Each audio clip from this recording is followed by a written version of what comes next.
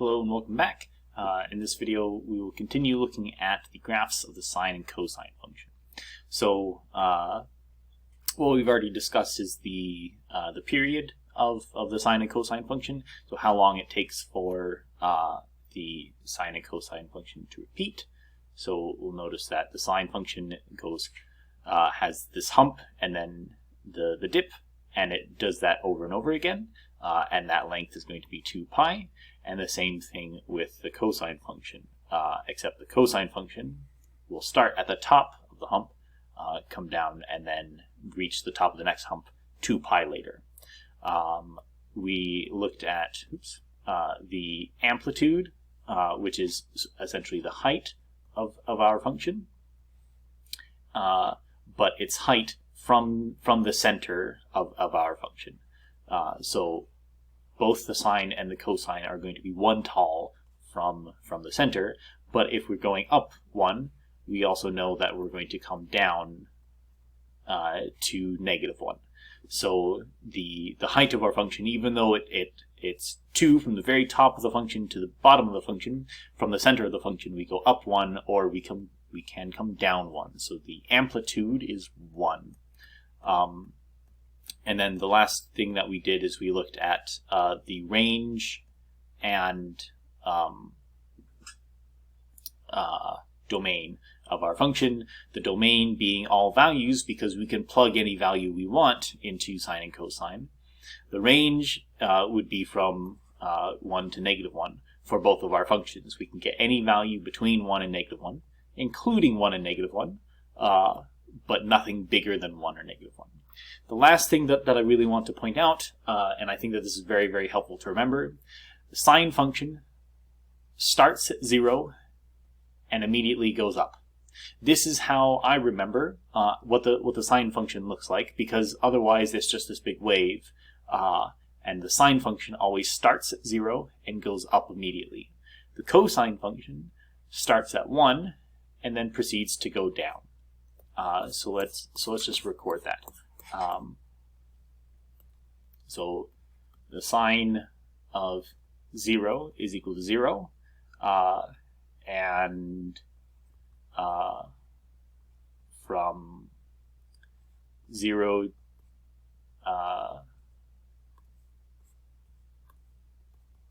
to pi over halves, the sine goes up. So this is just a very nice way to remember how to draw this. We know that we start at 0 and we start going up, and then we can just sort of continue on with that wave pattern. The cosine function, on the other hand, the cosine of 0 is equal to 1, and then immediately goes down because we can't really go up from 1. And from 0 to pi over 2, the cosine goes down. So it's just a handy way of differentiating between sine and cosine functions. So let's graph some sine and cosine functions. Here I want to graph 2 times the sine of theta. So if we think that, okay, if that's 1 and that's 2, this is -1, this is -2, we know that our period is going to be 2 pi. So let's make 2 pi over here. So this is going to be pi. This will be -pi. And we can start to graph our function. So again, sine always starts at 0 and goes up. But now we're going up twice as much because we're taking 2 times the value of all these sines. So out here at 1/2 pi, when we would normally be hitting 1, we're going to hit 2 times 1. At pi, we would be at 0, and pi times 0, and 2 times 0 is just 0. At 3/2 pi, when the sine of our function, so for instance, if I take 2 times the sine of 3/2 pi, well, that's going to be equal to 2 times -1. The sine of 3/2 pi should be -1, but I'm taking it times 2. So I'm going to be way down here. So we can see that we have our sine function. It's just a lot taller and deeper than normal.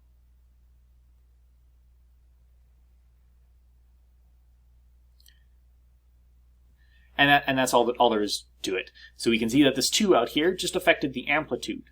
The amplitude of this guy, the distance from the center of the function up to the very top, or the distance from the center of the function down to the very bottom, is now going to be 2.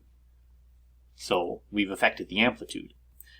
Let's look at the graph of 1/2 times the cosine of theta. So normally the cosine of let's say 0, well, that's going to be 1, because we know that we start the cosine at 1. But now we're taking this times 1/2. So, or sorry, negative 1/2. So negative 1/2 times the cosine of 0 is negative 1 times, sorry, negative 1/2 times 1. Well, that's just negative 1/2. So now our function is going to start at negative 1/2. If here's 1, there's 2, 1, 2. So now our function is going to start down here. So we flipped everything over because we're multiplying everything by a negative number. The height of our function, instead of being 1, is now going to be negative. When the function was negative, it's now going to be positive. But again, our period hasn't changed at all. I'm not affecting the theta. I'm just affecting the height of the function. So here,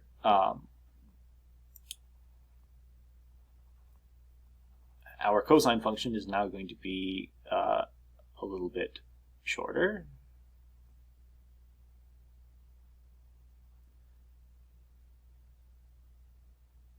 Oops, a little bit high. So we can see that putting this number out front is just going to multiply the height of our function. It's not affecting theta at all. So this number is affecting the amplitude of our function. So here I want to graph sine of 3 times theta. And to do this, what I want to do is I'm also going to graph sine of theta, and I'm going to do that in red. So if we have 1 and negative 1, and this was pi and 2 pi, I'm going to graph the sine of theta in red so that we can really compare it to the sine of 3 times theta. So I know that sine theta starts at 0, comes up to 1, and is going to go up right away, and it'll hit 1 at pi divided by 2. Oops. Again, I'm not the best at drawing these sine functions. So we have our sine of theta right here. Now I want to graph sine of 3 times theta. So let's plug in some values, and we'll see what happens. So if I plug in 0, I'm going to get the sine of 3 times 0, which is sine of 0. Okay, so we're starting right there. Let's plug in pi and see what happens. So if I plug in pi, I'm going to get the sine of 3 pi. And since this is periodic,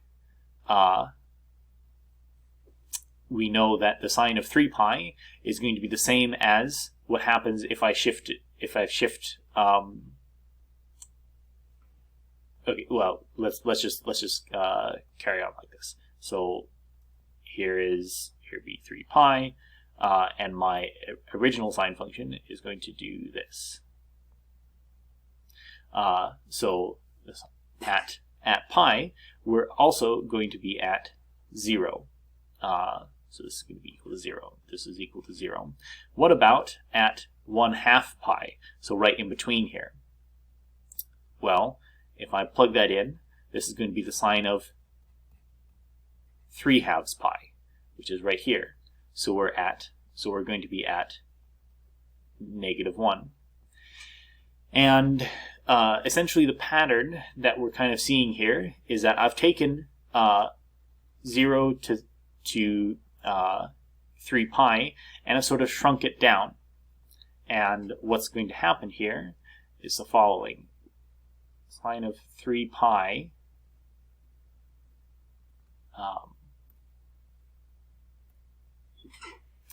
is going to do this.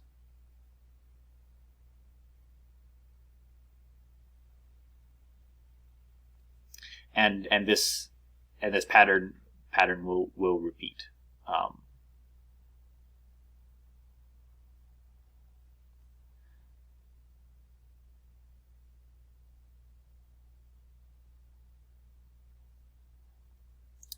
So the question is, how can we know what's happening?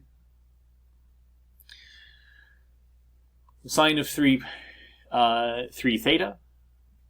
This 3 isn't going to be multiplying the function, so it's not going to be 3 taller or 3 shorter. What it's doing is it's affecting the wavelength. When we take 3 times theta, what we're doing is we're affecting the number that we're plugging into the sine function. We're multiplying it by 3. So what we're doing is we're actually squishing this sine function and really short. As theta increases, 3 theta increases by a lot more. So the original wavelength would be from 0 to 2 pi. But what we'll notice is that with this new function here, our wavelength is going to be from 0 to right here. So our wavelength, and we can count how many wavelengths we've put in here. So we have one crest, one trough. One crest, one trough. So here's another wavelength. Here's one crest and one trough. So we fit 3 wavelengths in where there is one before. That's where this 3 comes in here. We are shortening the wavelength so we can fit 3 in where we had 1 before. Let's look at one more example here. Let's graph the cosine of pi halves. So again, I want to graph the cosine of pi first, just so that we have a reference.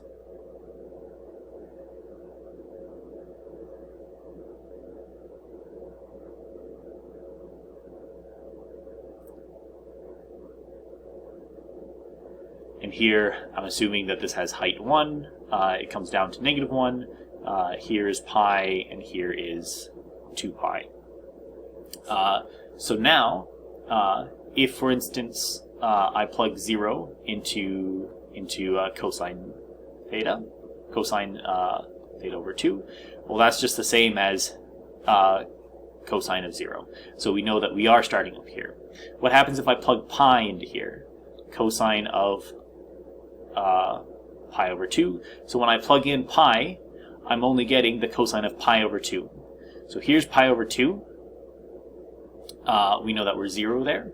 So at pi, cosine theta over 2 is going to be 0. If I plug in 2 pi into this function, it's going to be the same as the cosine of pi. So over here at 2 pi, I'm going to get the same value I would if I plugged in the cosine of pi, which is -1. And our function is getting really stretched out. So what's happening here? Well, if we had our original wavelength being from, okay, so let's look at the top of the crest to the top of the crest. What's the wavelength of my new function? Well, if my top of the crest is here, the bottom of my crest is at 2 pi, I have to go twice that far again to reach the top of the crest. So what's happened here? My wavelength has doubled. And I can only fit in a half of a wavelength into the space that I would normally only fit 1 wavelength. So what I'll do is in the next video, I'll go through and I'll look at if we multiply sine or cosine by a number, or if we put a number inside of the sine and cosine, we'll look to see exactly what is happening.